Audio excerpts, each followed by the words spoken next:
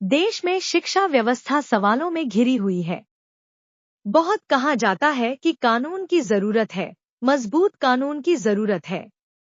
विश्वास को मजबूत करना है तो उसके लिए मजबूत कानून। हम उत्तर प्रदेश की योगी सरकार लेकर आई है, वो हम आपको बताते हैं। पेपर लीक को रोकने सॉल्वर गैंग पर लगाम लगाने के लिए एक नए कानून के आने की बात कही जा रही है। वहां पर अब इसमें क्या क्या है, तो नया जो कानून होगा उसमें पेपर लिंक और सॉल्वर गैंग जैसी गतिविधियों में शामिल लोगों के खिलाफ सख्त से सख्त कार्यवाही का प्रावधान होगा। भारी जुर्माना, बुलडोजर कार्यवाही, जेल भी शामिल है। अब उत्तर प्रदेश सरकार पेपर काउंटिंग को लेकर को रोकने के लिए एक नई नीति की घोषणा उसने की है। इसके तहत हर शिफ्ट में 2 या अधिक पेपर सेट होने चाहिए। प्रत्येक सेट के प्रश्न पत्रों की छपाई अलग अलग एजेंसीज के माध्यम से कराई जाएगी।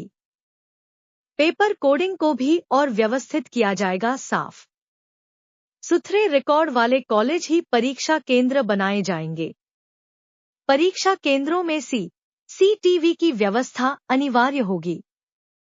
जरूरी मस्ट भारतीय परीक्षा आयोजित करने के लिए 4 एजेंसियों की अलग अलग जिम्मेदारियां होंगी।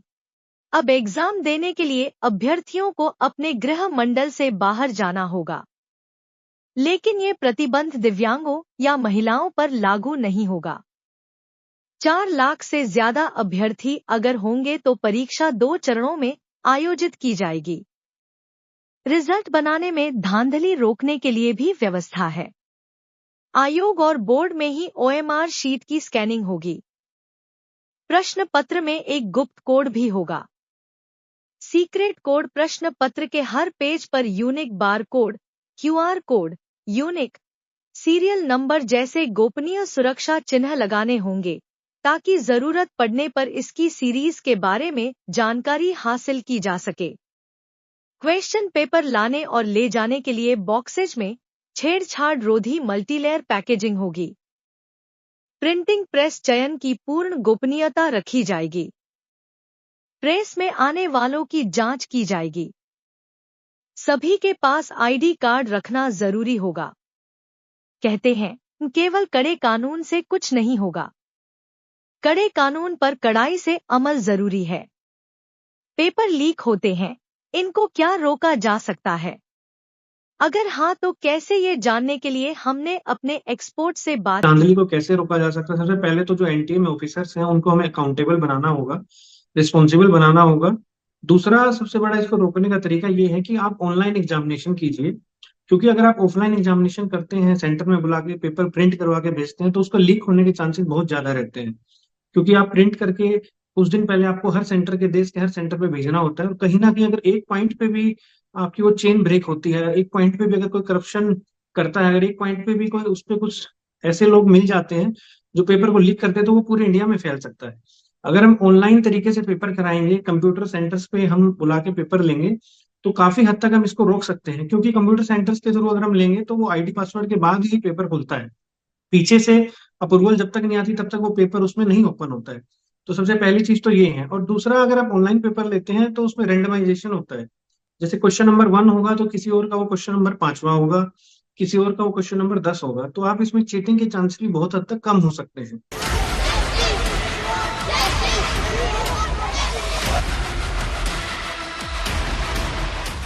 नीट मामले में रोज नए प्रदर्शन हो रहे हैं, रोज नए खुलासे हो रहे हैं। इस बीच सरकार ने एंटी पेपर लीक कानून लागू कर दिया। नए कानून में पेपर लीक के दोषियों को 3 साल से 10 साल तक की सजा और 10 लाख से 1 करोड़ रुपए तक जुर्माने का प्रावधान रखा गया है। इस कानून के दायरे में UPSC, SSC, रेलवे, बैंकिंग और NTA की तरफ से आयोजित सभी परीक्षाएं आएंगी।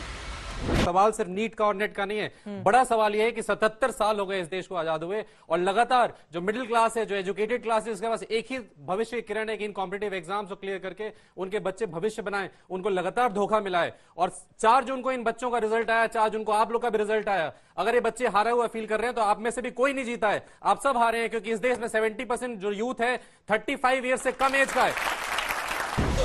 सरकार ने 7 सदस्यीय हाई लेवल कमेटी भी गठित की है जो परीक्षा प्रक्रिया में सुधार की रिपोर्ट सरकार को भेजेगी। हालांकि जानकारों के अनुसार कुछ और व्यावहारिक उपाय हैं जो किए जा सकते हैं। परीक्षा आयोग के पास अपनी प्रिंटिंग प्रेस हो या पेपर की सॉफ्ट कॉपी कोड लॉक के माध्यम से 1 घंटा पहले सीधे परीक्षा केंद्र पर भेजी जाए। परीक्षार्थियों को प्रिंट करके उसी समय वितरित की जाए। पेपर माफिया की गिरफ्तारी के 1 महीने के अंदर फास्ट ट्रैक कोर्ट में जल्द से जल्द सजा दी जाए। राजनीतिक बिचौलियों को भी पहचान कर सजा दी जाए। जो कोचिंग संस्थान लिप्त पाए जाएं, उन पर तुरंत और सख्त कार्रवाई हो।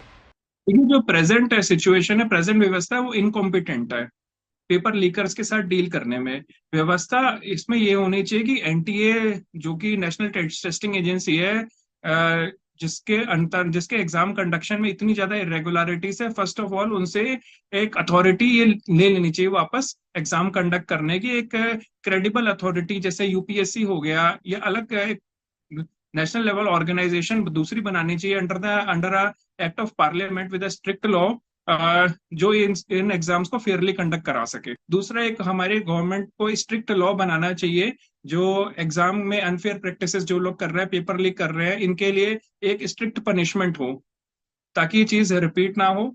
एनटीए का जो ऑनलाइन का सिस्टम है उसमें भी क्या कहते हैं, जब भी बच्चे फॉर्म भरते हैं इकट्ठे, जब भी फॉर्म आउट होता है तो most of the time server crash हो जाता है, ऐसा देखा गया। और जिस दिन रिजल्ट आ जाता है उस दिन भी इकट्ठे काफी अगर कैंडिडेट्स अगर वेबसाइट ओपन कर रहे हैं तो वेबसाइट उनकी क्रैश कर जाती है। इट मीन्स एनटीए अगर हैंडल ही नहीं कर पा रहा है इस एग्जाम को तो एनटीए से अथॉरिटी ले लेनी चाहिए। जब आप रीथिंक करिए कि समय बदलते हुए समय के साथ में, स्पेशली जबकि टेक्नोलॉजी अवेलेबल है, ना आपको कोई पेपर प्रिंट कराना है ना और कोई इसमें लीकेज की चांसेस हैं, तो आप यदि वेस्ट को देखेंगे तो उनका सारा सिस्टम जो है वो सॉफ्टवेयर बेस्ड है और उसको हैक करना नेक्स्ट टू इम्पॉसिबल है। तो यदि आप ह्यूमनली कुछ नहीं हो पा रहा है तो फिर आप टेक्नोलॉजी को लेके आइए। इस पूरे एग्जाम सिस्टम का रिफॉर्म, कभी कोई एग्जाम एंड टाइम पे कैंसिल हो जाता है और बच्चे दूर जगहों से आते हैं और फिर वो वापस चले जाते हैं। तो आप एज एन इंस्टीट्यूशन आप अपने आप को आप रिफॉर्म कीजिए और कोशिश कीजिए कि आप एक फुल प्रूफ तरीके से काम करें ताकि जो ट्रस्ट और क्रेडिबिलिटी गया है वो वापस आ पाए। यही एक तरीका है कि हर इंटेलिजेंस एजेंसी या हर संस्था अपने आप में अपने अपने मुखबिर को या अपने जो खुफिया तंत्र है उसको एक्टिवेट करके रखे, और कैसे भी तरीके से मैनुअल इंफॉर्मेशन हो या टेक्निकल इंफॉर्मेशन हो या जो संस्थाएं जो पेपर बनाती है उनके ऊपर नजर रखी जाए, उनके लोग जो संस्थाओं में पेपर सेट करते हैं उनके ऊपर नजर रखी जाए, और खास तौर से ऐसे लोगों को पेपर सेट करने की जिम्मेदारी दी जाए जो कि बहुत ईमानदार छवि के हों और उनको कोई भी कितने पैसे में कोई खरीदना चाहे तो खरीदे न जा सके। तो ये सब चीजें हैं जो ध्यान में रखी जानी चाहिए।